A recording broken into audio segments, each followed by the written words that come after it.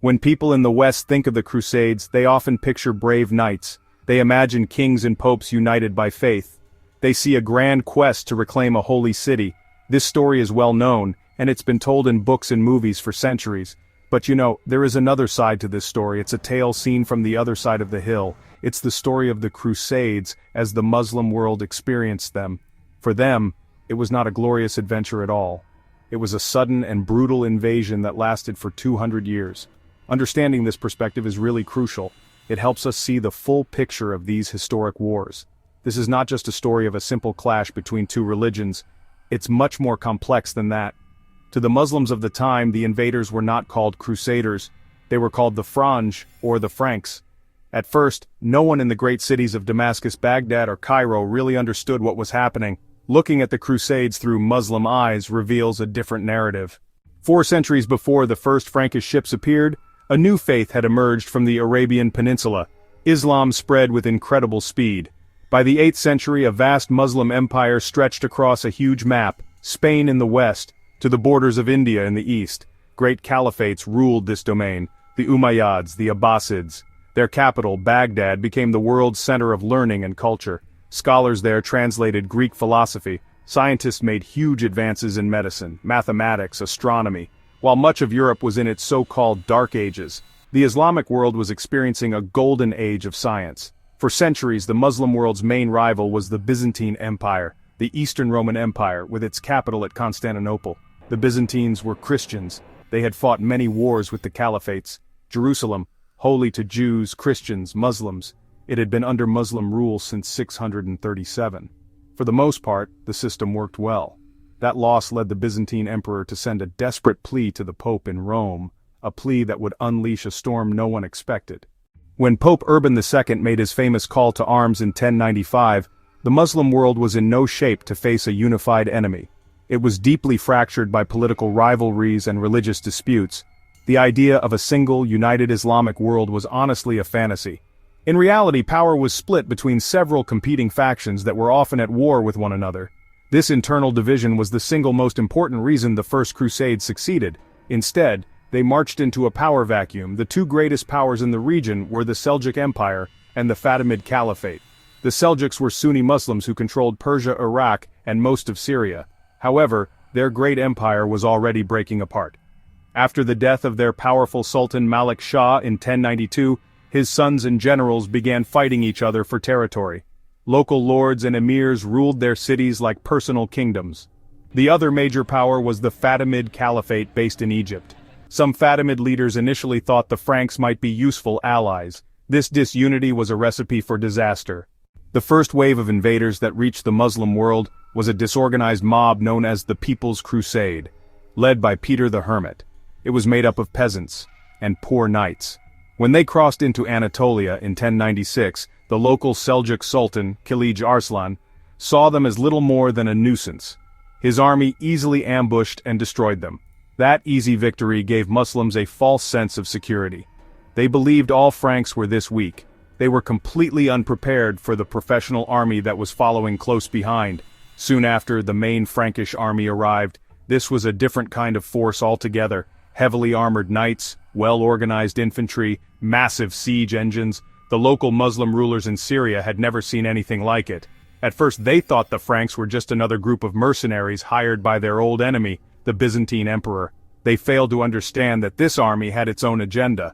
The first great test came at Antioch in 1097. Its ruler, Yagi Sian, called for help from neighboring Muslim emirs. But the rivalries ran too deep. By the time Kerboga arrived, internal betrayal had already allowed the Franks to enter the city. After a long siege at Ma'arat al-Numan in 1098, the starving invaders massacred the town's entire population. This reputation for cruelty spread ahead of them, striking fear into the hearts of ordinary Muslims. After the fall of Antioch, the Franks' ultimate goal was clear: Jerusalem. In the summer of 1099, their army stood before the holy city's walls. The Fatimid governor, Iftikhar al-Dawla, prepared for a siege. He expelled the local Christian population. After a siege of just over a month, the Franks breached the walls on July 15, 1099. What followed was a massacre of unimaginable horror. The invaders swarmed through the streets. They slaughtered men. They slaughtered women. They slaughtered children. One chronicler wrote that the blood in the Al-Aqsa Mosque was ankle-deep. The news of this atrocity spread throughout the Islamic world. The fall of Jerusalem, a city in Muslim hands for over 4 centuries, was a profound and humiliating shock. In the immediate aftermath, reaction in the wider Muslim world was surprisingly muted. Delegations of refugees from Syria traveled to Baghdad to plead with the caliph. The political elite were paralyzed by internal conflicts. Both offered little more than sympathy. The Fatimids did send an army, but it was defeated by the Franks at Ascalon shortly after Jerusalem fell. For ordinary Muslims in what was now the Kingdom of Jerusalem, life changed forever. Some fled, many stayed and became subjects of the new Frankish lords. They faced new laws, they faced new taxes, they faced religious discrimination. The initial shock slowly gave way to a grim reality of occupation. The fall of Jerusalem was not the beginning of the end, but the end of the beginning. It was the brutal event that finally started a slow, painful awakening. For decades after the fall of Jerusalem, the Frankish states seemed secure. They built massive castles like Crac des Chevaliers. The Muslim emirs of Syria remained divided, often fighting each other, even making temporary alliances with the Franks against their Muslim rivals. This began to change with the rise of Imad ad-Din Zengi, the Atabeg, or governor, of Mosul and Aleppo. Zengi was a brilliant and ambitious military commander. He spent years consolidating his power, brutally crushing his rivals. He realized the Franks could only be beaten through unity. He presented himself as a champion of Islam, calling for holy war. In 1144, Zengi launched a swift campaign and conquered the county of Edessa. It was a stunning victory, the first major Crusader city retaken by Muslim forces. The fall of Edessa sent shockwaves through the Muslim world and through the Christian world in Europe. Zengi was assassinated by one of his slaves in 1146 before he could press on. His mission passed to his more capable son, Nur ad-Din. A pious, astute ruler, Nur ad-Din was more than a warrior. He was a master of propaganda.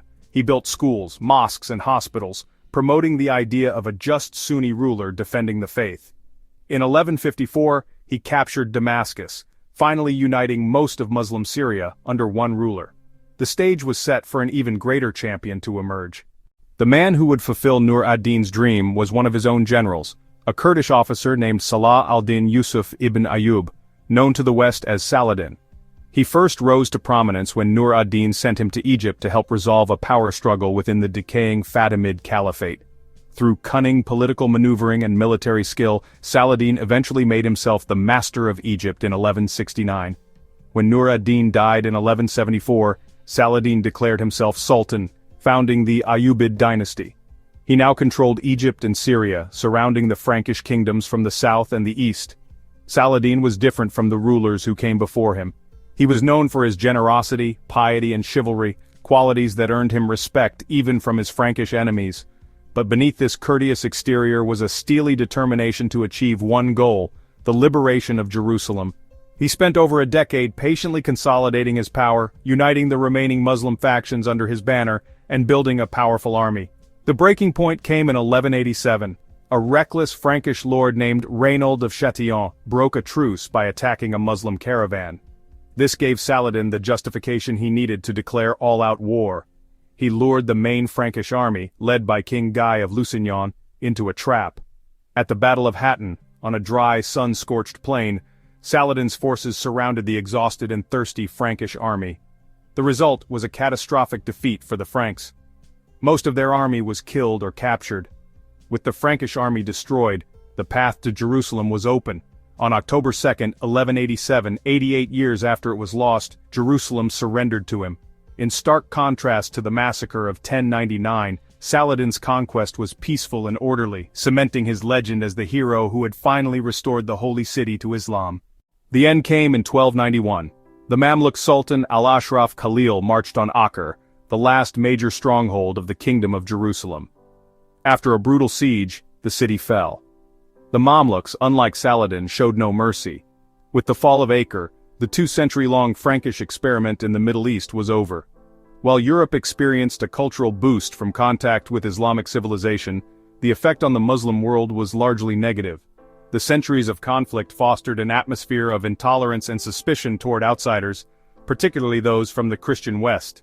It led to a hardening of religious attitudes and a greater emphasis on military-led governance. The era of open intellectual curiosity that had defined the Golden Age gave way to a more defensive and conservative mindset. The memory of the Crusades faded in the Muslim world for many centuries. It was seen as a series of border wars against a barbarian nuisance. The rise of the powerful Ottoman Empire turned the tables with Muslim armies pushing deep into Europe. However, the memory was revived in the 19th and 20th centuries during the era of European colonialism. Many in the Arab world began to see the modern Western powers as the new Crusaders, and their own struggle for independence as a continuation of the fight started by Saladin. The figure of Saladin, the unifier and liberator, became a powerful symbol for modern Arab nationalism. Today, the word crusade still carries a heavy weight in the Muslim world. It is often used by politicians and religious leaders to describe Western intervention in the Middle East.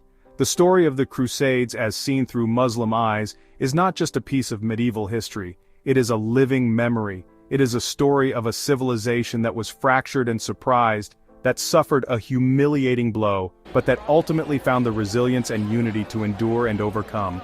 It is a timeless lesson on the dangers of division and the enduring power of a shared cause.